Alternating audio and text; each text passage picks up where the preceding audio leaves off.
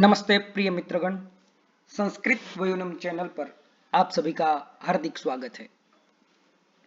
अष्टांग हृदय की इस श्रृंखला में हमने पूर्वोक्त श्लोकों में कोष्ठ के स्वरूप के बारे में जाना था कि कोष्ठ जो है वह वात, पित्त और कफ के आधिक्य से क्रूर, मध्य और मृदु होता है।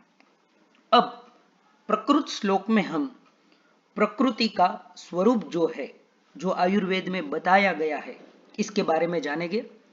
तो वाग्भट्ट जी बताते हैं कि शुक्रार्तवस्थैर जन्मादौ विषेणेव विषक्रिमेः तैश्च तिस्रः प्रकृतयो हीन मध्योत्तमः पृथक् समधातुः समस्तासु श्रेष्ठा निंद्या द्विदोषजाः। तो शुक्र और आर्तव के संयोग से जब गर्भ की स्थिति होती है, यानी कि गर्भ का स्थापन होता है, तभी हमारी जो प्रकृति है उनका निर्माण होता है। तो शुक्र और आर्तव में ही दोष जो है वह रहते हैं। यह स्वाभाविक है क्योंकि शरीर की जो स्थिति है वह दोषों से है। तो दोषों से जो पदार्थ निर्मित होते हैं उसमें भी उनकी स्थिति रहेगी ही। तो अधिक सर्वांग सुंदरा में देखेंगे तो सबसे पहले पदच्छेद देखते हैं, क्योंकि पदच्छेद और अन्वय जो है उससे अर्थबोध में आसानी होती है। तो प्रकृत श्लोक का पदच्छेद जो है वह कुछ इस प्रकार से है। शुक्रार्तवस्थैहि जन्मादौ विषेण इव विषक्रिमेः। यहां पर विषेण एव श्लोक में लिखा हुआ है, तो विषेण इव यहां पर अ और ई मिलकर ए हुए हैं, यानी कि गुण संधि हुई है। आपने उपेंद्र उदाहरण पढ़ा ही होगा, उप धन इंद्र, तो आद गुण इस सूत्र से यहां पर गुण संधि हुई है। तो पदच्छेद जब करेंगे तो विषेण इव विषक्रिमे है। इव पद जो है वह उपमा बताता है, उदाहरण के रूप में, एग्जाम्पल के रूप में इव पद रखा जाता है।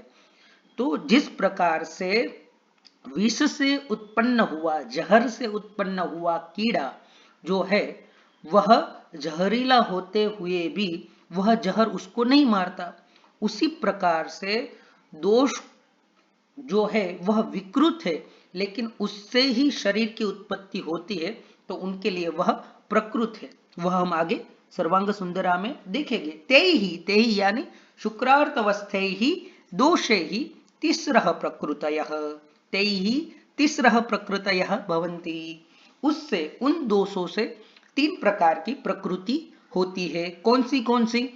हीन मध्योत्तमाः पृथक। हीन प्रकृति, मध्य प्रकृति और उत्तम प्रकृति होती है। यदि आपने समास और संधि ठीक से पढ़ी है तो आप बताइए, हीन मध्योत्तमाः प्रस्तुत पद में कौन सी संधि है और कौन सा समास है? तो जल्दी से कमेंट बॉक्स में लिखिए, हीन मध्योत्तमाः इस पद में कौन सी संधि है और कौन सा समास है। आगे पदच्छेद में है पृथक, बाद में है समधातुः समः तासु श्रेष्ठा निंद्या द्विदोषजाः। अब पदच्छेद करने के बाद हम इस श्लोक को एक ऐसे ढांचे में डालते हैं जिससे हमें संस्कृत में ही अर्थ ज्ञान हो सके, उसी को हम अन्वय बोलते हैं। तो अन्वय कुछ इस प्रकार से है जो आपके समक्ष लिखा हुआ है। विषेण विषक्रिमेः इव जन्मादौ शुक्रार्तवस्थैः तैः तिस्रः हीन मध्योत्तमाः पृथक प्रकृतयो भवन्ति। यहां पर भवन्ति श्लोक में लिखा हुआ नहीं है, लेकिन हमें उसका अध्याहार करना है, ठीक है, यानी समझ लेना है। क्रियापद जो है वह बार बार लिखा नहीं जाता संस्कृत में। तो आपने तंत्र युक्ति भी पढ़ी होगी, तो तंत्र युक्ति में एक अध्याहार भी तंत्र युक्ति है, तो उसी आधार पर हमने यहाँ पर ब्रैकेट्स में भवंती ऐसा लिखा हुआ है। यदि आपको तंत्र युक्ति नहीं पढ़ी है या नहीं समझ में आ रही है तो इसी संस्कृत वयुनम चैनल पर तंत्र युक्ति के 3 पार्ट में 3 वीडियो है जो आप देख सकते हैं। तासु समधातु, यहाँ पर तासु में विसर्ग हो गया है, लेकिन तासु ऐसा ही होना चाहिए, टाइपिंग एरर है। तो तासु समधातु समः श्रेष्ठा द्विदोषजाः निंद्या। तो ऐसे अन्वय पढ़ने पर ही अर्थ की जो स्पष्टता है वह हो जाती है। जिस प्रकार से विष से उत्पन्न हुआ कीड़ा उस विष से मृत्यु को प्राप्त नहीं होता है, लेकिन वह हमें काट जाए तो उनका विष हमें लग सकता है, लेकिन वही विष उसकी उत्पत्ति का कारण भी है। उसी प्रकार से यह जो दोष है वह विकृत है, लेकिन शुक्र और आर्तव में स्थित होने की वजह से वह दोषी प्रकृति का भी निर्माण करते हैं। विकार तो है ही, विकृति तो है ही, लेकिन साथ में वह प्रकृति निर्माण में, उत्पत्ति में भी कारणभूत है। इसीलिए उनकी 3 प्रकृति होती है, जैसे कि हीन मध्योत्तमाः पृथक प्रकृतयः भवन्ति। तो हमने देखा था अष्टांग हृदय में एक ही क्रम से चली आ रही है, वात पित्त और कफ इसी प्रकार से चल रहा है। तो यहाँ पर वात का जब आधिक्य रहेगा शुक्रार्तव स्थिति में, शुक्र और आर्तव के संयोग से जब गर्भ स्थापन होगा, तब यदि वात दोष का आधिक्य है तो ऐसे व्यक्ति की, ऐसे जातक की जो प्रकृति होगी वह हीन होगी। उसी प्रकार से जब पित्त का आधिक्य होगा तो मध्य प्रकृति कहलाएगी। और गर्भाधान के वक्त यदि जातक में, गर्भ में शुक्रार्तव के संयोग में कफ का आधिक्य रहेगा तो वह उत्तम प्रकृति हुई। तो यह तो हुई एक एक दोष की बात। तो एक एक दोष के आधार पर हीन प्रकृति, मध्य प्रकृति और उत्तम प्रकृति का निर्माण जो है वह होता है। वात के आधिक्य से हीन, पित्त के आधिक्य से मध्य और कफ के आधिक्य से उत्तम प्रकृति का निर्माण होता है। लेकिन तीनों दोषों की जब स्थिति रहती है गर्भावस्था काल में, तो ऐसे व्यक्ति की, ऐसे जातक की जो सम अवस्था में यदि तीनों दोष रहते हैं तो उनकी सम प्रकृति कही जाएगी, जो कि आयुर्वेद में श्रेष्ठ प्रकृति बताई गई है। और आगे कहते हैं द्विदोषजाः निंद्या, यानी द्विदोषज यानी वात पित्त, वात कफ या फिर पित्त कफ, ये 2 दोषों के संयोग से यदि कोई प्रकृति निर्मित होती है तो वह निंद्य प्रकृति यानी रोगिष्ठ प्रकृति कही जाएगी। तो इस प्रकार से हम देखें तो यहाँ पर कुल मिलाकर 7 प्रकार की प्रकृति जो है वह वाग्भट्ट ने दिखाई है, जिसमें अलग अलग दोषों के आधार पर हीन, मध्य और उत्तम, तीनों दोषों के मिलान से जो सम प्रकृति है वह चतुर्थ, और द्विदोष प्रकृति के आधार पर 3 ऐड करेंगे तो 3 + 1 + 3 यानी 7 प्रकृति का स्वरूप जो है यहाँ पर प्रदर्शित वाग्भट्ट ने किया है। आगे हम सर्वांग सुंदरा देखते हैं इसी श्लोक की।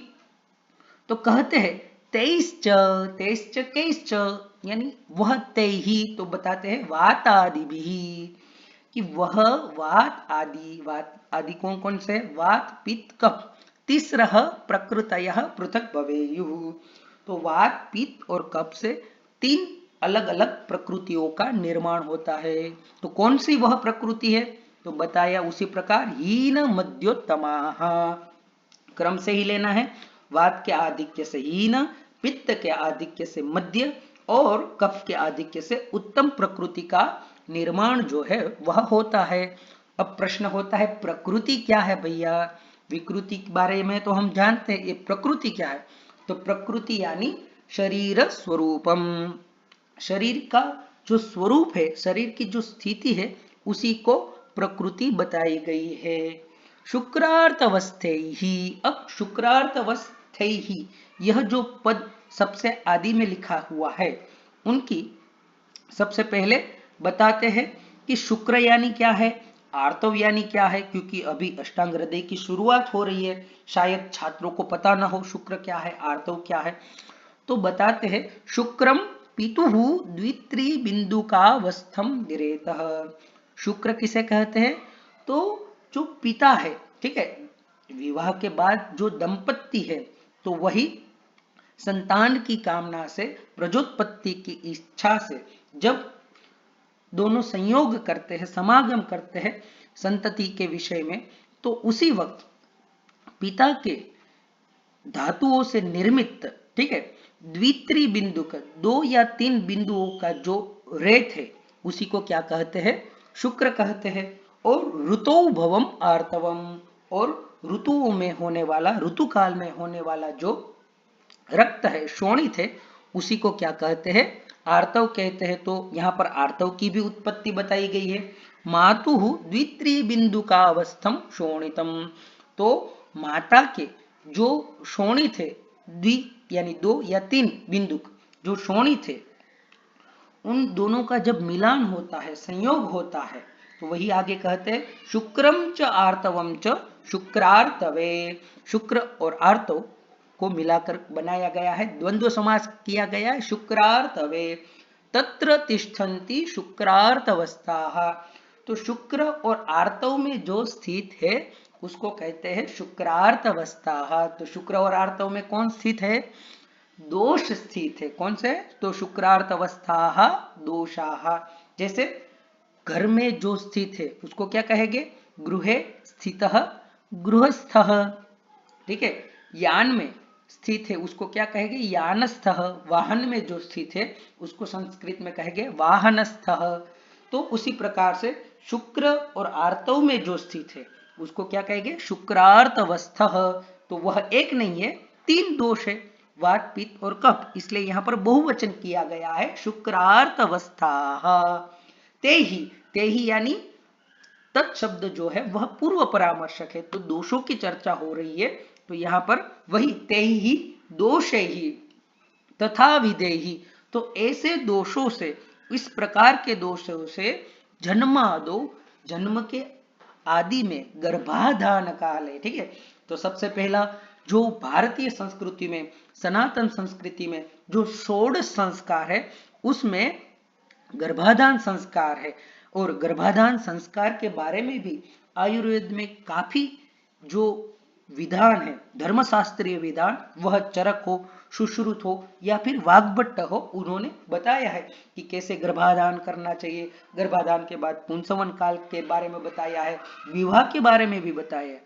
तो गर्भाधान काले जन्म प्रारंभे गर्भादो इत्यर्थ।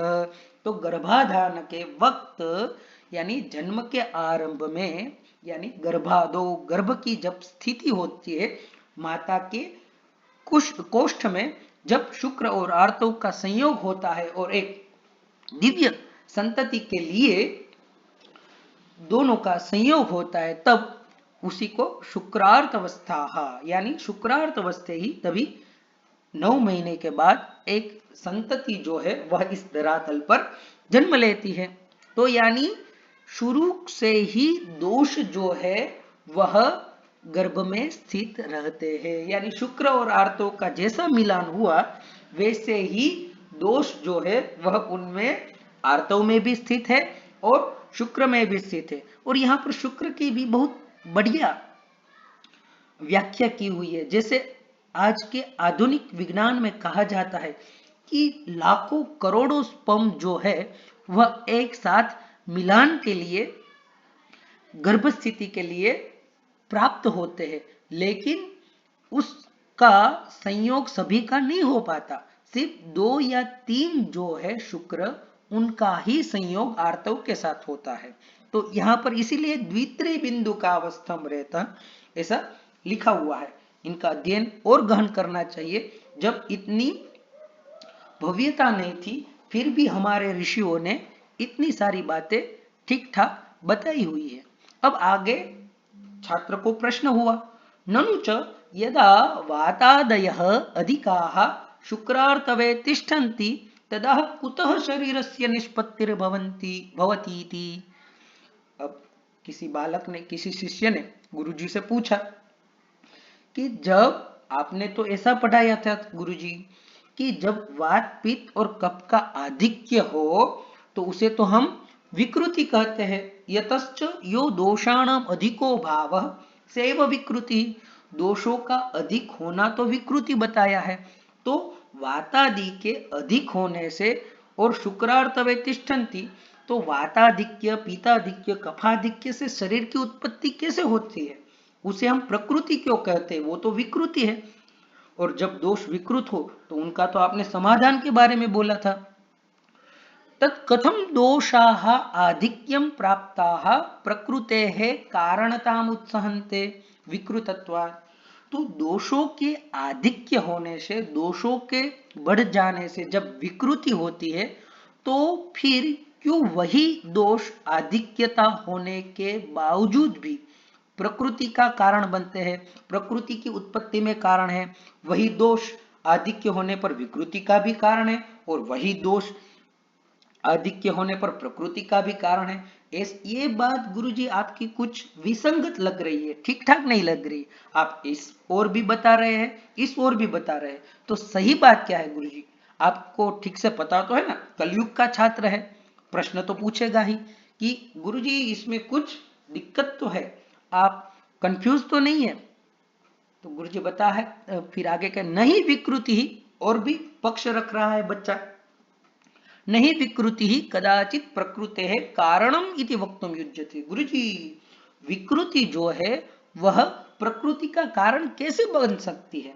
लेकिन आप तो ऐसा बता रहे हैं कि दोषों के आधिक्य से प्रकृति भी होती है और दोषों के आधिक्य से विकृति भी होती है। तो यहाँ पर यदि आपने न्याय शास्त्र का ठीक से अध्ययन किया है, अनुमान प्रमाण का अध्ययन किया है, तो उनमें प्रतीक्षा हेतु लिंग उदाहरण और उपस्थापन आते हैं। तो अनुमान वाक्य होता है, जैसे आपने पढ़ा होगा, पर्वतो धूमवान वह्निमत्वात्, ठीक है। तो पर्वतो वह्निमान धूमवत्वात्, पर्वत जो है वह वहनी से युक्त है, क्यों? तो क्योंकि धुआं दिख रहा है। तो यहां पर भी इसी प्रकार का अनुमान जो है वह हेतु वाक्य प्रदर्शित किया गया है कि दोषाः आधिक्यम प्राप्ताः प्रकृतेः कारणता उत्सहन्ते विकृतत्वात्। तो यहाँ पर कौन सी व्याप्ति जो है, तीन प्रकार की व्याप्ति है, अन्वय व्याप्ति, व्यतिरेक व्याप्ति और अन्वय व्यतिरेक व्याप्ति। तो इसमें से कौन सी व्याप्ति यहाँ पर घटित होती है, कौन सी व्याप्ति यहाँ पर प्रयुक्त हुई है, यदि आपको पता है तो आप बता सकते हैं। कारण सदृशेन च कार्येण भवितव्यम इति आशंक्य सपरिहारम दृष्टांतम आह, कि जो कार्य की उत्पत्ति होती है वह कारण के सदृश ही होती है। इस ऐसा आशंका करके इस प्रश्न का निराकरण करते हुए गुरुजी सोदाहरण विथ एग्जाम्पल जो है वह अब आगे बता रहे हैं। ठीक है, जैसे घड़ा जो है वह घड़ा कैसे बनेगा, मिट्टी से ही बनेगा। ठीक है, कंप्यूटर किससे बनेगा, या फिर मोबाइल किससे बनेगा, चिप से ही बनेगा। ठीक है, तो उसी प्रकार से विषेण इव विषक्रिमे है। तो क्या बता रहे हैं, उदाहरण बताया, विषेण एव विषक्रिमे है इति यथा विषेण जीवित नाश हेतुना विषक्रिमे है जन्म प्रकृते है संभव दृश्यते। विष जो है वो तो जीवित नाश का यानी जीवन का नाश का कारण है। यदि हमें सर्प दंश करे, वृश्चिक दंश करे, तो उनके दंश मात्र से ही मनुष्य की मृत्यु हो सकती है। तो विष जो है वह मरण का कारण है, लेकिन वही विष जो है वह विष कृमि के वजह से वह प्रकृति का भी कारण है, लेकिन वह कीड़ा जो है वो तो वहीं से उत्पन्न होता है, तो उनका प्रकृति की उत्पत्ति होती है। उसी प्रकार से तथा एतैहि दूषण स्वभावैहि अपि प्रमाणाधिकैहि दोषैहि शुक्रार्थवस्थैहि एव जन्मादौ शरीरस्य निष्पत्तिर्भवति। तो उसी प्रकार से यह जो दोष है वह दूषण स्वभाव वाले तो है, दोष युक्त तो है, और प्रमाणाधिक होने के बावजूद भी शुक्र और आर्तव में स्थित रहते हुए जन्मादि में, जन्म उत्पत्ति में, गर्भाधान के वक्त शरीर के निष्पत्ति के कारण भी बनते हैं। तो इस प्रकार से शिष्य की शंका का जो है वह गुरुजी ने इस एग्जाम्पल के द्वारा, विषकृमि के एग्जाम्पल के द्वारा निराकरण कर दिया। अब आगे बताते हैं, वातोत्कर्षेण हीना, वात के आधिक्य से कौन सी प्रकृति होगी? हीन प्रकृति होगी। पित्तोत्कर्षेण मध्यमा, पित्त के उत्कर्ष से मध्यम प्रकृति होगी। और कफ के उत्कर्ष से उत्तम प्रकृति का निर्माण होता है।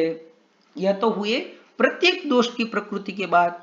अब यदि तीनों दोष जो है वह सम अवस्था में है तो वह होगी सम प्रकृति। जैसे कि सर्वासु प्रकृतिषु मध्ये या समधातु प्रकृति सा समा श्रेष्ठोत्तमा चतुर्थी इति, यानी सभी प्रकृतियों में यदि सम धातु है, ठीक है, सभी दोष जो है, सारे दोष जो है वह सम अवस्था में है, बैलेंस मोड में है, तो वह सम अवस्था है, जो कि श्रेष्ठ अवस्था आयुर्वेद में बताई गई है। समाधातवो यस्याः समधातुः, यहाँ पर समधातु यानी रस रक्त मांस इत्यादि नहीं परिगणित हुए, क्योंकि अभी तो शुक्र और आर्तव का संयोग ही हुआ है, तो तब तो उसमें रस रक्त इत्यादि धातु ये नहीं रहेगी। तो यहाँ पर धातु शब्द जो है वह दोष का पर्याय है, दोष के समानार्थी है, यानी समदोष।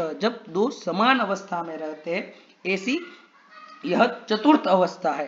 धारणा धातवः इति वचना, तो धारण करते हैं उसको धातु कहते हैं। तो दोष भी जो है वह शरीर को धारण करते हैं, इसलिए गर्भ को धारण करते, इस वजह से उसको भी यहाँ पर धातु कहा गया है। या वात पित्तजा, वात श्लेष्मजा, पित्त श्लेष्मजा इति मिश्र दोषजा, और तीन जो द्विदोषज प्रकृति उनके भी नाम परिगणन कर रहे हैं कि वात पित्त, वात कफ और पित्त कफ, यह मिश्र प्रकृति है। और तीसरा प्रकृति यह ताहा निंद्या, यानी जो द्विदोषज प्रकृति, द्विदोषों से जो उत्पन्न, ज यानी उत्पन्न जो प्रकृति है वो निंद्य है, ग्रहणीय है, त्याज्य है, अनारोग्यास्पदत्वात्, क्योंकि वह अनारोग्यकर है, आरोग्यकर नहीं है। तो इस प्रकार से वाग्भट्ट जी ने प्रस्तुत श्लोक के माध्यम से हमें सप्त प्रकृतियों का विवरण जो है वह बताया, और विषकृमि का उदाहरण भी हमें बताया कि दोषाधिक्य भी किस प्रकार से शरीर की उत्पत्ति में, प्रकृति में कारणभूत है। आशा है आपको यह वीडियो अच्छा लगा होगा। यदि यह वीडियो आपको अच्छा लगा हो तो इस चैनल संस्कृत वयुनम को सब्सक्राइब करें, इस वीडियो को लाइक करें, अपने समूह में इसे साझा कीजिए, और अपने प्रतिभाव जो है वह कमेंट बॉक्स में अवश्य बताइए। अस्तु, धन्यवाद।